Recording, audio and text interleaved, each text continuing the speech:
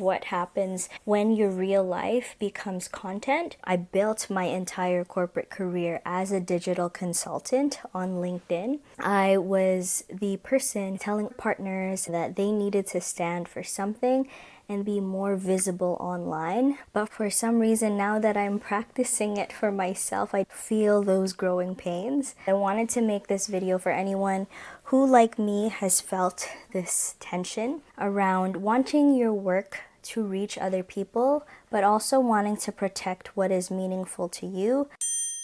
Hi everybody, welcome back to my channel. If you are brand new here, my name is Camille and I make videos about creativity, rest, purposeful work, and my journey as a working at-home mom. I work online as a brand and content strategist, and I have my toddler with me at all times, except now when she's asleep, which is why I am here recording these videos. Today I wanted to do a bit of a chatty video on debunking my own excuses around showing up online, creating some kind of digital presence, and essentially just sharing my ideas with all of you. I had a lot of excuses for myself despite doing this for a living and helping other people build their own brands and create content online. But I want to encourage you to be able to openly come with your ideas and contribute to other people who you might be able to serve. And so we will go through each of these excuses and debunk them one by one.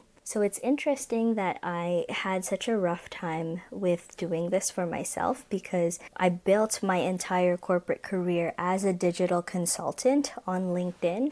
And so I was the person who was telling all of our partners at the accounting firm that they needed to stand for something and they needed to be more visible online so that we could attract like-minded people who wanted to work with them. And I continued on doing this with online business owners, service providers, course creators, and basically online educators in establishing their brands. So it was very simple for me to show up on behalf of other people, but for some reason, now that I'm practicing it for myself, I definitely feel those growing pains. But where there is discomfort, it just goes to show that I'm growing. So that's that. Anyways, I wanted to make this video for anyone who, like me, has felt this tension around wanting your work to reach other people, but also wanting to protect what is meaningful to you, and just share with you some reminders that have been helpful for me as I started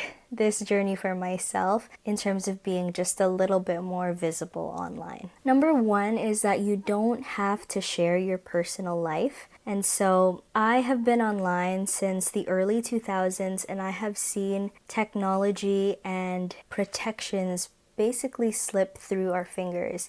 And so I've seen creators evolve over the years, and they would showcase their families, close relationships that they've had. So whether it be their marriages or their relationships with their kids have risen and also fallen and crumbled under the exposure. And so I've personally felt that fear of what happens when your real life becomes content. But the truth is that you don't owe anyone that. Like, you can be thoughtful and generous with your ideas without putting your family or your marriage or your privacy out on display. You can draw the line wherever you need to. And I think that is something that I am personally being more thoughtful and intentional about these days, especially on Instagram, where it's felt like a place, in the past at least, it's felt like a place where I could just share tidbits of our life, but now it's starting to feel like oversharing, especially with the rise of AI and what that can do, and how easy it is to just take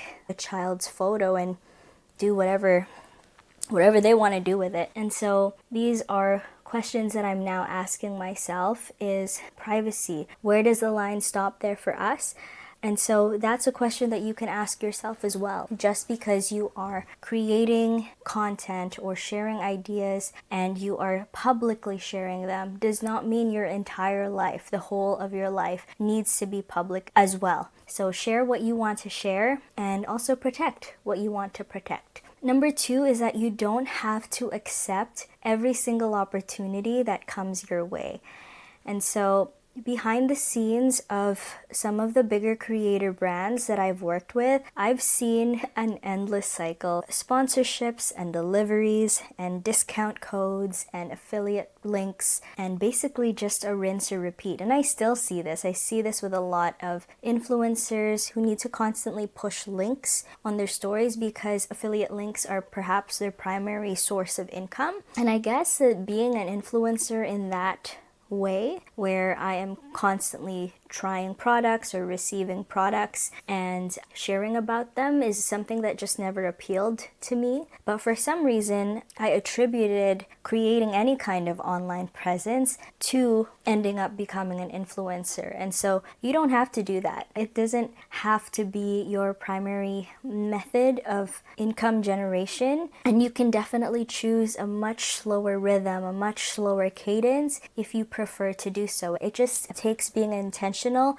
with what business models you decide to pursue should you want to create a business with your online presence. And so for myself, I never wanted to write or create or post about products or services. I don't want any more garbage or just clothes that I don't actually appreciate in our already small space. I just want to use things that I genuinely use and love and share about those things. And so it is okay to choose a simpler path and perhaps one with less mail at that. So number three is you don't have to create like them. And so I used to believe that I had to use high converting hooks and perfectly timed reels, or even like that whole era where you needed to dance on TikTok for your videos to reach your audience. I used to think that you needed to follow those templates in order to stay relevant, that I needed to use the latest TikTok trend or follow the proven structures of the next growth hack on Instagram. But I found that you can very much build something meaningful without chasing what looks like it's working. It's very much possible to share without being performative. And I think that is how you truly create anything lasting. I think that's how you create things that are actually important to you, that are meaningful to you, and things that you'll be proud to look at when you look back at your work and you see this like encapsulation, this mosaic of your ideas documented out there. And so I was really truly able to see how this was possible when I started posting on Substack, and I found just a format that overall suited the way that I like to create much more than the ways that you need to almost narrow down how you post if you want your content to gain traction on the Explore page or get picked up by an Instagram algorithm, for example. Number four is you don't have to constantly be online. As a creative, as a highly sensitive person, as a mom of little kids, there are days where I want to just disappear from the online world completely. I love reading through comments and leaving them on pieces that have inspired me, but I definitely do have trouble with keeping up. I think this all has to do with learning how to steward our attention. So questions I've been asking myself are, what if we don't have to stretch ourselves so thin across every channel? What if we could be more intentional and create more nourishing spaces instead? I want to personally foster a more intimate space to pour into. So right now what I have is the community space for the Creators Map. These are all people who I can personally serve, who I can personally help because I have a background in brand and content strategy, and everyone who is in that group basically part-time creators who want to begin showing up online or starting a project, a creative project or business of their own. And so that place to me is a place where I can freely pour and give as much as I want to give. And then everything else is more so and if I have time for it. And so I think for me in this season of life, that's just what it's going to look like, because I want to give my family the best of what I have as far as time and attention, and perhaps in another season of life I can give more to the online world, but it doesn't have to look so busy and so noisy, and you absolutely can protect your peace and your energy in that sense. You don't have to always be online. And in fact, I think when you start creating rather than consuming, you're actually online a lot less, because you find that it is so much better to gain a sense of inspiration for your creativity and your uniqueness from the outside world, from the real world, rather than from online, where everyone is basically in some kind of loop or echo chamber and is imitating one another with their content. The next one, number 5, is you don't have to follow their business model. So I have had many experiences where I was the person behind launches. So I was managing campaign launches or launching a course, and all the marketing that is involved with that, email, social media, making sure our landing pages all reflect the same messaging. And I know how exhausting it can be to be in launch mode all the time. And I just knew that if I was ever to start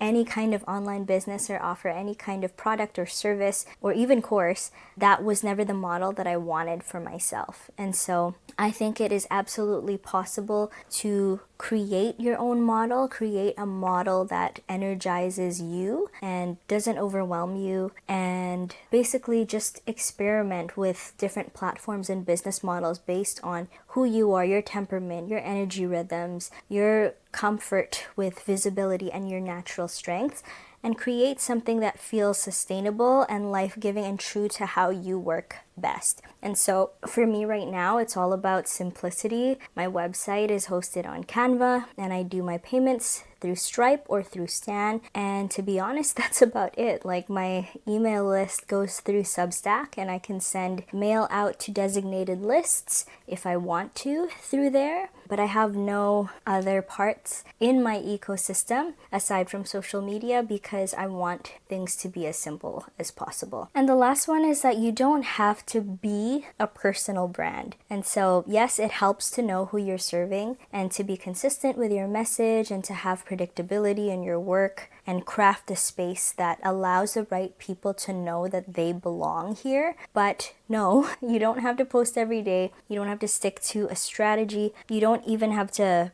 brand every single thought you have before sharing it. I think it's so important to be able to evolve as a person, to have spaces of creativity, whether online or offline, where you can go off the plan and you can experiment and you can make a mess and you can learn, evolve as a person. Because I truly think that when you are dedicating yourself to your work, to a craft, it is shaping who you are as a person, and that's the important work. That's so much more important than staying consistent with making sure a post goes out every single day. Like, as important as it is to have a clear space so that you are attracting the right people, you yourself personally don't have to be a personal brand. Just be you and just share the things that are valuable to you. And you can absolutely do that online visibly without having to share all of you. You can choose what you want to share and what you feel like is actually going to add value to other people, or what is just oversharing and imposing upon your privacy. And so those are the different things that I had that were like resistance to me before starting to build any kind of online presence for myself, and also the things that I'm choosing to opt out of. So I hope that hearing this perspective can help you make more intentional decisions for yourself about how it is that you want to show up online, and just own it. Just stop using certain things as excuses, because no, you don't have to be an influencer, or you don't have to do anything the way that somebody else or the way that most other people do things online. You can absolutely free range it and make a presence that suits you and the way that you live and how you want to share best.